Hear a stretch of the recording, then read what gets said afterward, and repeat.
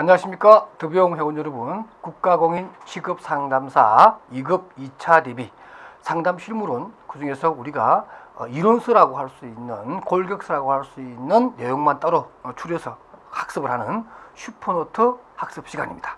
오늘 우리가 공부해야 될 교재 위치는 38페이지 아랫단에 있습니다.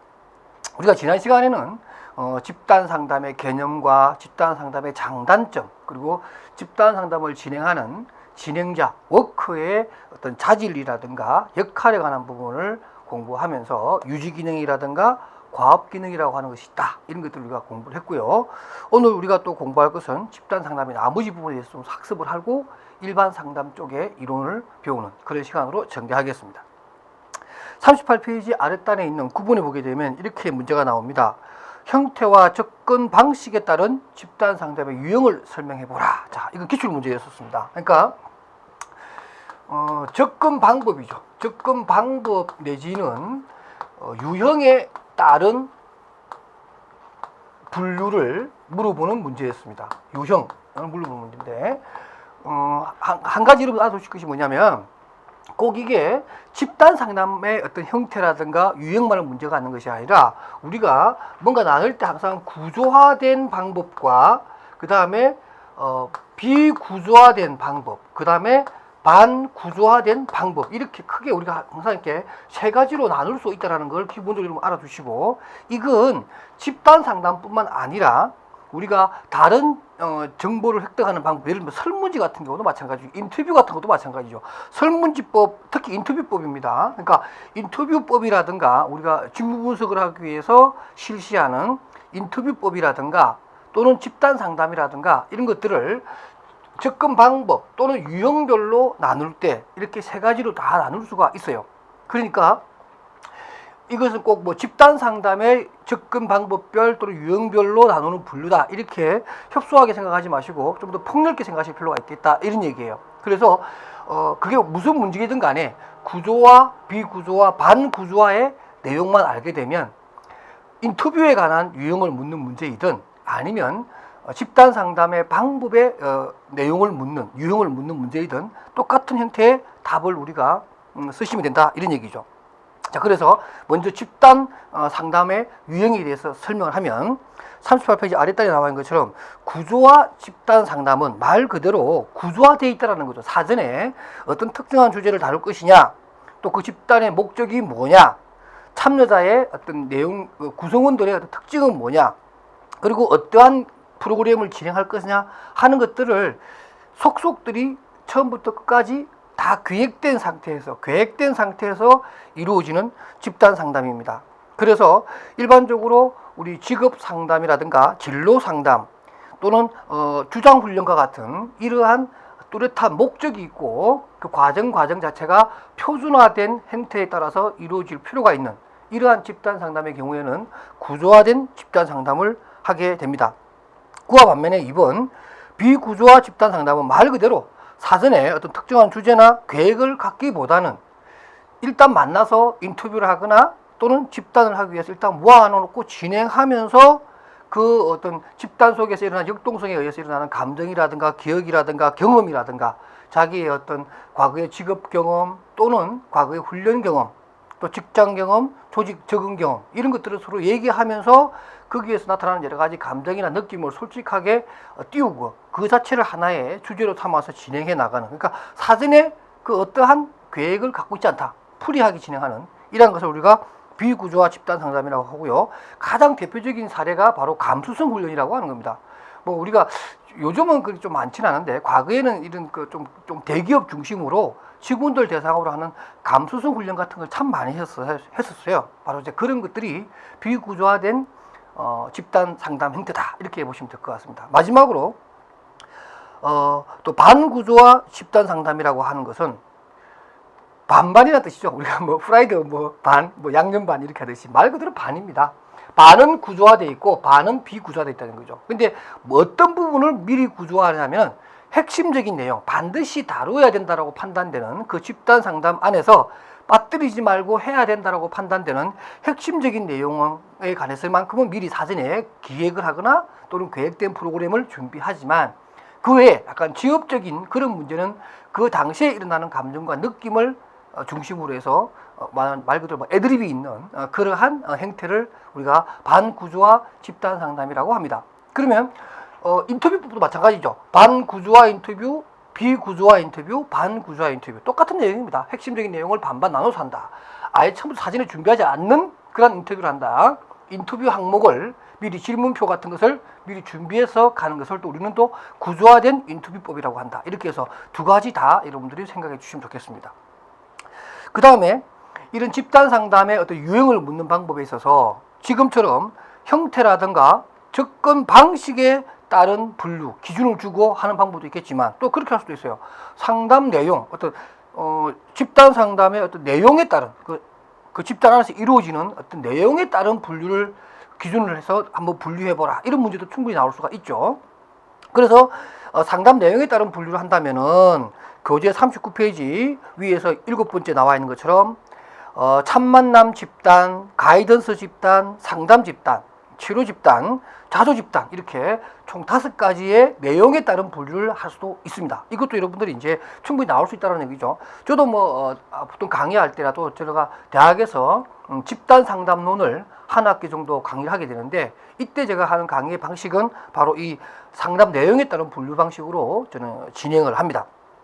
첫 번째가 참만남 집단입니다. 우리 일반적으로 실존주의적 같은 문화는 참만남 모형이라는 게 일반적으로 사실 참만남 모형 같은 것이 대부분 비구조화된 게 굉장히 많아요. 비구조화 상담을 많이 합니다. 그러니까 처음부터 딱 주줄 주는 것이 아니라 비슷한 어떤 그런 목적을 가진 사람들끼리 만나서 얘기하다 보면 거기서 일어나는 하나의 주제나 느낌이나 감정적인 부분을 다루는 그런 형태죠. 그래서 주로 이런 것들입니다.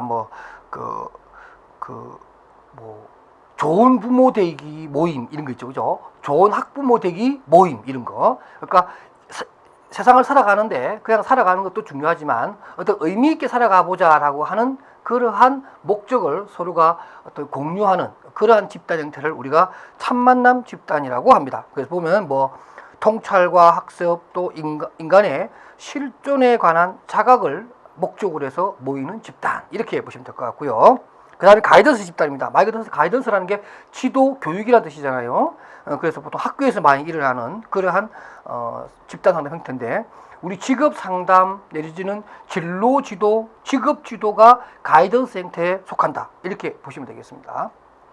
그 다음에 상담 집단으로서 일반 적응의 문제입니다. 생활 적응이라든가 학교 생활 적응이라든가 대인관계 문제라든가 전반적인 부적응 행동을 하는 그러한 문제에 대해서 다루는 그것이 상담 집단이고요. 치료 집단입니다. 임상적 치료를 목적으로 하는 그래서 우리가 사이코 드라마와 같은 이런 대표적인 것들이 바로 치료 집단의 한 행태고요. 그 다음에 마지막으로 자조 집단입니다. 스스로 돕는 집단이다 이 뜻인데 뭐냐면 어떤 목적을 가지고 단기의 목적을 가지고 모이는 그런 겁니다. 예를 들면 단주회 같은 거, 단주회 술을 끊는 사람들의 모임, 그죠? 또 단금연회, 단도박회 들어보셨나요, 여러분들? 많이 있습니다. 그러니까 도박을 끊는 사람들, 그러니까 도박을 끊기 위해서 그러한 목적으로 모인 사람들의 모임. 또 이런 것도 있어요. 암 환자 가족 모임 이런 것들이죠. 그래서 서로가 정보를 주고받고 이렇게 하면서 스스로 돕는 그러한 목적을 가진 집단을 자조 집단이라고 해요. 이렇게 나올 수도 있고요. 또 11번에 보면 상담 목적에 따른 집단 상담의 유형. 이것도 좋은 문제입니다. 목적입니다. 그러니까 성장을 위한 집단 상담이 있을 수 있겠죠. 예를 들면 가이던스나 상담 집단이 그리 해당되는 것이고 교육 집단도 역시 마찬가지로 가이던스. 그 다음에 치료 집단이라고 아까 얘기했지만 임상적 기질의 문제가 생겼을 때 치료하는 그러한 집단 문제. 그 다음에 자수 집단. 이렇게 해서 목적이라 그러면은 성장을 위한, 교육을 위한, 치료를 위한 또는 자조적 목적을 달성하기 위해서 이루어지는 집단. 이렇게 해서 여러분들이 집단 상담의 유형에 대해서 접근 형식, 내용, 목적 이렇게 기준에 따라서 공부해 두시는 게 좋겠습니다. 12번입니다. 톨버트의 문제입니다. 자, 여러분들 한 장을 넘기시기 바랍니다. 39페이지하고 40페이지 볼게요. 톨버트라는 분이 등장을 하고 그 다음에 40페이지 밑에 보면 부츠라고 하는 사람이 등장을 합니다. 다행인지 아쉬움인지 모르지만 집단 상담에 관한 이론은 많이 있지만 직업 집단 상담에 관해서는 사실 이론이 또는 거기에 관련된 학자들이 그렇게 많지 않아요. 물론 많이 있을 수 있겠지만 우리가 어떤 그 수험생 입장에서 우리가 들여다봐야 될 이론이나 학자는 많지 않은 게 다행이기도 합니다. 그래서 그 대표적인 사람이 바로 톨버트와 부츠입니다. 그러니까 톨버트와 부츠에 관한 문제는 지금까지 우리 2차 시험에 상당히 많이 나왔어요. 집단 상담과 관련해서는. 대표적인 것이 뭐냐면 그 39페이지에 39페이지는 아니고 40페이지입니다. 40페이지에 그 13번 있죠. 13번 문제가 뭐냐면 톨버트의 집단 지급 상담의 과정과 관련된 5가지 활동 유형을 설명해봐라 하는 문제입니다. 간단하게 써라. 이렇게 해서 1번 탐색부터 5번 의사결정까지 하는 문제가 상당히 많이 나왔는데, 그 다음에 또 16번에 나오는 부처 있죠. 집단 직업 상담의 3단계라고 해서 탐전행, 이렇게 해서 탐색, 전환, 행동 단계에 대해서 간략하게 쓰는 문제. 이런 문제가 뭐 정말 거의 한 번 정도 걸르고 계속 이렇게 나왔다 안 나왔다 나왔다 안 나왔다. 그래서 1년에 한 번 내지 2번 정도는 계속 나오는 그런 문제입니다. 그래서 이 톨버트와 부처의 문제라 그러면 조금 전에 말한 13번 문제와 16번 문제를 우리가 거의 다 공부를 하시는데요. 이제 좀 식상하죠. 이제 어느 정도 많이 나왔기 때문에 만약에 추가적으로 좀 더 나온다면은 39페이지에 12번 톨버트의 집단 상담의 과정. 지금까지는 부처 것만 나왔지만 톨버트의 10단계도 나올 수 있다는 얘기죠. 10단계라는 게 너무 많아서 안 올 것 같아. 그렇지는 않아요. 여러분들 과거에 출제 기출문제 보면은 18가지를 외워야 쓸 수 있는 그런 문제도 나왔기 때문에 10개 정도는 그렇게 또 부담 가지 않는다고 생각하고 출제할 수가 있습니다. 그 다음에 또, 제 개인적으로 또 많이 또 중요하다고 생각되는 14번입니다. 톨버트가 말한 성공적인 집단 직업 상담을 위한 가정 3가지가 있는데, 이 가정 3가지가 뭐냐? 아주 좋은 문제라고 할 수 있습니다. 그래서 거기 나오는 어떤 정보의 필요성, 그것도 많은 정보의 필요성이 필요하다고 가정하자, 이런 뜻이죠. 그 다음 또 정보도 그냥 정보가 아니라 정확한 정보가 필요하다, 이렇게 얘기를 했고, 그 다음에 집단 속에서 일어난 각 구성원들의 개개인의 참가자들의 개개인의 어떤 주관적 어떤 내용을 의사결정했던 것들을 다른 타인으로부터 피드백을 받는 것이 필요하다고 가정하자, 이렇게 해놓고서 들어가야지 효과적인 집단 상담이 이루어진다라고 누가 얘기했다고요? 톨버트가. 충분히 좋은 문제입니다. 그래서 14번도 앞으로 나올 가능성이 굉장히 많고요. 그 다음 15번입니다. 집단 직업 상담을 수행하기 위해 톨버트가 말하는 6가지 핵심 요소. 저는 왜 이 문제가 안 나오는지 잘 모르겠어요, 아직까지. 근데 문제는 출제자가 집단 상담에 대해 조금 더 공부된 분이 한다면은 이 15번 문제도 바로 이제 나올 때가 됐지 않았나, 이렇게 생각을 합니다. 그래서 이런 부분도 염두에 두고 제가 수록한 겁니다. 이 슈퍼노트의 특징이 하나입니다. 슈퍼노트의 특징은 지금까지 나온 적이 없지만, 그러나 기출문제들을 분석해 본 결과 만약에 이런 문제가 나왔더라면 그 다음에 나오는 이 문제도 반드시 나온다. 그래서 미리 준비해 놓지 않으면 여러분들이 수험장에서 매우 당혹스럽게 되는 그러한 문제들을 제가 미리 사전에 뽑아서 여기다 수록을 한 겁니다. 그러니까 여러분들 조금은 확장된 내용으로 공부하실 필요가 있겠다, 이런 얘기입니다. 자, 이렇게 해서 제가 집단 상담과 관련된 내용을 다 마무리했습니다. 그다음 조금 분위기를 좀 싹 바꿔서 41페이지로 갑니다. 챕터 3입니다.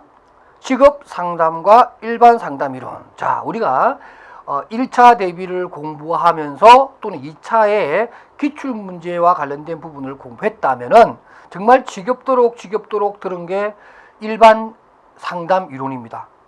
프로이트로부터 시작해서 윌리엄 그레스의 현실요법까지 10개 내지 총 11개의 상담 이론을 여러분들 배우게 되는데요. 사실은 직업상담사 2급인 직업상담실무론에 있어서만큼은 일반 이론보다는 크라이티스의 어프로치와 관련된 거기에 해당되는 이론들만 좀 많이 출제가 되었죠. 그러나 최근에 또 어떤 출제의 어떤 다양성이나 문제의 어떤 다양성을 보여주기 위해서 순수한 일반 상담 이론의 순수한 내용들이 또 어떤 기술식, 이렇게 주관식으로 출제되는 것도 간혹 등장합니다. 기법 중심으로 많이 나오기도 하고, 때로는 어떤 뭐 이론의 어떤 가정 같은 거, 또는 각각 이론들이 가지고 있는 독특성 중에 가장 재미있는 것이 바로 인간관인데, 그런 인간관을 구분해서 쓰는 것, 또는 비교해서 쓰는 것, 이런 문제들이 이제 간간히 출제가 됩니다. 그런 것들을 염두에 두고 공부를 좀 더 해놓을 필요가 있겠다. 먼저 41페이지에 정신역동적 상담이론 또는 정신분석적 상담이론, 이렇게 해서 프로이트의 내용을 살펴보도록 합시다. 일단 프로이트 내용 중에 가장 또 특징적인 것이 하나가 바로 인간관입니다. 간단하게 설명을 하면, 여러분들 뭐 1차에서 공부만 했기 때문에 뭐 잡다한 설명을 제가 조금 생략하겠습니다. 일단 뭐 여러분들 하나씩 뭐 줄만 끄고 보세요. 프로이트가 말하는 인간관은 첫 번째가 결정론적 존재다.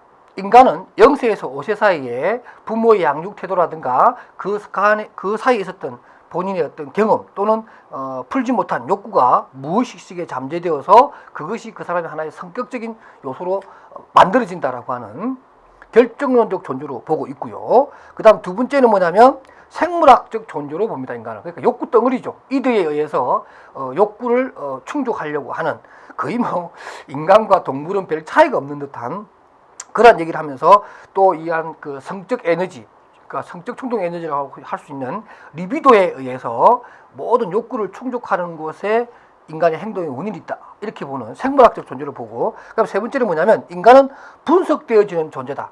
낱낱이 쪼갤 수 있다는 거죠. 그래서 정신분석 이론입니다. 그래서 인간을 예를 들면 뭐 이드, 에고, 슈퍼에고 이렇게 또 나누기도 하고, 그 다음에 의식, 전의식, 무의식 이렇게 나누기도 하고, 인간의 어떤 욕구 자체의 어떤 원인들을 이렇게 분석해서 찾아내는 그러한 이론적 특성이 있어요. 그래서 프로이트는 인간은 낱낱이 쪼개어서 인수분해해서 분석되는 존재이며 생물학적 존재이며 결정론적 존재이다, 이렇게 설명을 한 겁니다. 이러한 인간관은 나중에 나오는 알프레드 아들레의 개심리학적 상담이론에서 말하는 인간관과는 또 극명하게 대비가 되는 그런 모습을 볼 수가 있습니다. 그것도 뒤에 가서 한번 설명하도록 하고요. 그 다음에 자아방어 기제입니다. 자아방어 기제는 제가 따로 설명하지는 않겠습니다. 그러나 여러분들이 자아방어 기제에 나오는 뭐 제 1차 책에 보면은 한 24가지 정도가 있는데, 그 중에서 자아방어 기제에 대해서 여러분들이 개념만이라도 좀 알아두실 필요가 있겠다, 이런 얘기입니다. 이 시간에 제가 뭐 24개 다 설명할 수는 없고요.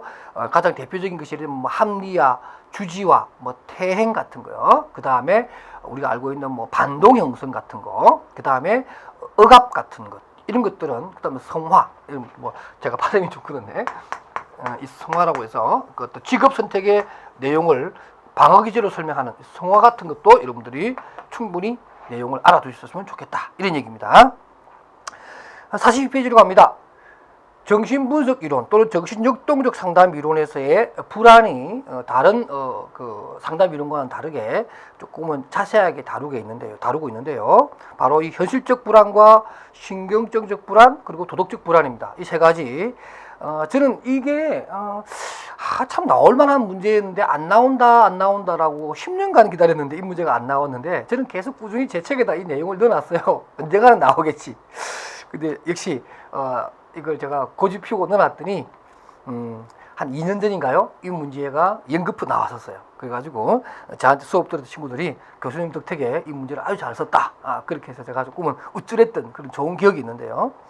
이 불안 세 가지 알아두실 필요가 있습니다. 현실적 불안, 신경정적 불안, 도덕적 불안인데요. 현실적 불안은 말 그대로 아주 건강한 불안이에요. 그러니까 누구나 다 가지고 있는 불안이라는 얘기죠. 여러분들 뭐 어떤 낯선 곳에 간다, 불도 없고 아무런 밝음도 없는 어두운 곳에 들어가서 있는데 누가 툭 치면 무서워요, 안 무서워요? 무섭죠. 또 아무도 모르고 가본 적도 없는 낯선 곳에 가서 여행을 해야 된다, 불안감 느껴요, 안 느껴요? 느끼죠. 그건 현실적인 불안이에요. 누구나 다 느끼는 겁니다. 외부 세계가 주는, 미지의 세계가 주는 불안, 이런 것을 느끼는 것을 말하는 거죠. 그 다음 또 세 번째, 도덕적 불안입니다. 이것 역시도 마찬가지로 매우 건강하죠. 양심이 살아있는 사람들이 가지고 있는 불안입니다. 예를 들면 내가 새치기를 하려고 하는데 뒤통수가 뜨끈뜨끈해요. 내가 새치기 하는데 누가 날 비난하지 않을까, 나보고 양심도 없는 사람이라고 욕하지 않을까라고 하면서 쭈삣쭈삣 새치기를 할 때 좀 찜찜하게 생각하고, 거기에 대해서 불안을 느끼는, 비난을 받을까 봐 하는 불안, 이건 뭐 건강한 거 아니에요? 그런 불안을 못 느끼는 사람은 우리가 보통 뭐라 그래요? 양심에 털난 사람이라 그러잖아요. 그러니까 이건 역시도 굉장히 건강한 바람직한 불안이에요. 문제는 바로 신경증적 불안이라고 하는 겁니다. 자, 신경증적 불안은 개념을 보면 이런 겁니다. 신경증적 불안은 통제되지 않은 불안에 의해 개인이 어떤 행동을 하게 됨으로써 처벌받지 않을까 하는 두려움입니다. 그래서 이것은 일반적으로 이 신경증적 불안은 무의식적 영역에서 일어나는 것들입니다. 무의식적에서. 그래서 어떤 이더가 자기의 욕구 충족을 충족하기 위해서 막 자아를 전복시켜서 어떤 자기의 욕구를 충족시키려고 할 때 슈퍼에고가 다치거나 또는 슈퍼에고가 거기에 대해서 뭔가를 제재를 가하죠. 그러지 않을까라는 불안입니다. 그래서 이 신경질적 불안은 무의식 속에서 진행되는 불안으로서 그야말로 어떤 처벌에 대한 불안, 이렇게 여러분들이 정의를 하시면 되겠습니다. 됐죠? 자, 그래서 현실적 불안과 신경질적 불안, 그 다음에 도덕적 불안에 대한 내용 여러분들 간략하게 꼭 학습해 주시고요. 그 다음에 프로이트 이론의 핵심 중에 핵심이 하나인 성격 구조론입니다. 그래서 여러분들은 뭐 이드와 에고, 슈퍼 에고라고 하는 내용 제가 뭐 아주 길게 적어놨습니다만은 이해만 하시면 되는 거니까 이걸 다 암기하라는 건 아닙니다. 이해만 하시면 되는 거니까 제가 그 내용 적어놨으니까 참고로 읽어보시고요. 기본적인 내용만 하시되 다만 43페이지에 보면 그 초자 있죠, 그죠? 초자에 대한 내용을 설명을 해놨는데 거기에 보면 가운데 정도 보면은 이제 두 번째 패러다임에 프로이트는 초자를 두 개의 하위 체계, 즉 양심과 자 이상으로 나뉘었다. 이런 말을 해놨다, 그죠? 그러니까 초자를 설명하실 때 이 양심과 자 이상 두 개를 조금 나누어서 설명해주는 재치가 필요합니다. 그럼 답안지 훨씬 더 이뻐 보이거든요. 그걸 좀 여러분들 체크해서 양심과 자 이상까지 구분해서 쓸 수 있는 그러한 재치가 필요합니다. 그 다음에 심리 성적 성격 발달 이론이라고 해서 이름 잘 알고 있는 리비도의 발달 단계입니다. 그래서 구강기부터 시작해서 마지막 생식기까지 여러분들 그것만 알아두시고요. 아직까지 나온 적은 없습니다만은 이 5단계 정도만 여러분들 알고 계시면은 뭐 다른 문제가 나와도 요걸 그냥 풀어서 쓰면 되는 거니까 요 정도만 제목만 아는 걸로 여러분 알아두시기 바랍니다. 그 다음에 44페이지 방가루 5번입니다. 이 문제예요. 정신역동적 또는 정신분석적 상담 이론의 진로 발달에 대한 기본 입장이다. 이건 2차에서 나올 만합니다. 왜냐면은 지금 우리가 공부하는 것은 2차 2급에 2급 2차에 직업 상담 실무론입니다. 그러니까 프로이트의 이론보다는 보딘의 이론이 좀 더 많이 언급되는 게 2차 시험인데 보딘과 같이 정신역동적 상담 이론을 정신분석 이러한 이론을 직업 상담에 접목시키려고 하는 이런 학자들이 가지고 있는 기본적인 생각이 있는데 정신분석 상담 이론도 진로 상담, 직업 상담에 적합하다. 뭐 이러한 어떤 것을 만들기 위해서 이론적인 부분을 약간씩 수정하거나 개정을 해요. 그 와중에 나온 내용이기 때문에 발달론적 측면에서에 대한 정신분석 이론의 입장입니다. 개인의 인간 발달은 지속적인 과정이다. 이렇게 가정을 하고 개인이 선호하는 직업은 생애 초기 6년 동안 형성된 욕구에 의해서 결정적으로 선택된다. 매우 프로이드적인 얘기죠. 그다음 또 세 번째, 유아기의 단순한 행동에서 나타나는 만족 추구의 본능은 성인기의 복잡한 행동에서 나타난다. 그러니까 성인의 아주 복잡한 행동도 뜯어보면 유아기 때 그 사람이 가졌던 단순한 행동들의 집합이라고 보는 거죠. 그러니까 어른들의 행동이나 유아기 때의 행동이나 본질적으로는 똑같다. 이렇게 보는 거예요. 그러니까 우리가 직업을 선택하는 것도 또 어떤 발달적인 과정에서 해야 되는 많은 의사결정들도 유아기 때 했던 행동들하고 별 차이가 없다. 이렇게 보는 거죠. 그 다음 또 넓은 의미에서 일이란 유아적 행동을 사회적으로 수행될 수 있는 것으로 성화시킨 것이다. 제가 조금 전에 자아방어 기자하면서 성화 얘기했죠. 그죠? 바로 이 얘기입니다. 그러니까 내가 어떤 직업을 선택했다라고 하는 것은 유아기 때에 내가 풀지 못한 무의식 속에 잠겨져 있는 욕구를 충족하기 위한, 그러니까 사회적으로 허용되는 방향으로 충족시키는 것이 바로 직업이다. 이렇게 설명하는 겁니다. 아주 핵심 중에 핵심입니다. 이 내용이 4번이. 그래서 5번입니다. 모든 직업은 욕구 충족의 일환으로 기술될 수 있다. 이게 뭐냐면 직업 선택의 이유라는 거죠. 정신분석 상담 이론가들이 말하는 사람은 왜 그 사람은 그 직업을 택했을까? 이렇게 물어봤을 때 직업 선택의 원인이 뭐냐라고 물어봤을 때 보딘이나 나허만 같은 사람들은 이렇게 얘기하는 거죠. 모든 직업의 선택 또는 모든 직업은 자신의 욕구 충족을 하기 위해서 하나의 수단적으로 취하는 것이다. 이렇게 설명하는 겁니다. 나름대로 깔끔한 설명은 돼요. 그 인과관계라든가 이런 것을 찾아내기는 쉽지는 않지만 어쨌든 간에 우리가 얼핏 듣기에는 그럴 수도 있겠다. 이런 얘기예요. 자, 그 다음에 45번 5페이지에 정신분석 상담 이론의 주요 기법입니다. 사실 2차에서 기법이라고 하는 것들은 일반적으로 보딘의 직업 상담 기법을 많이 출제됩니다만은 최근에는 보딘에서 또다시 좀 벗어나서 오리지널 이론에서 많이 다루는 정신분석 상담 이론의 오리지널 기법이라고 할 수 있는 예를 들면 자유현상, 꿈의 분석, 전이라든가 저항, 해석 또는 뭐 분석 이런 것들이 시험에 잘 나오고요. 46페이지 볼까요? 나머지 것들 여러분 다 들어보셨을 텐데 그 기타 상담 기법에 보면 홀딩이라든가 컨테이닝 같은 것들이 있어요. 버텨주기 또는 간직하기라고 하는 것이 있는데 요 두 가지가 새롭게 또 많이 거론되는 문제입니다. 그러니까 나중에 우리가 보딘 건 살펴보겠지만 오리지널 이론에서 말하는 상담 기법에 대해서도 알아둘 필요가 있는데 뭐 저항이라든가 꿈의 해석이라든가 자유현상이라든가 이런 것들 우리가 잘 배웠으니까 뭐 여러분들 그거는 설명할 굳이 할 필요는 없을 것 같고 이 시간에는 그 버텨주기와 간직하기에 대해서 설명해 보도록 하겠습니다. 버텨주기는 홀딩입니다. 이런 거예요. 내담자가 막연하게 느끼지만 스스로는 직면할 수 없는 불안과 두려움에 대해 상담자의 이해를 적절한 순간에 적합한 방법으로 전해주면서 내담자에게 의지가 되어주고 따뜻한 배려로서 마음을 녹여준다.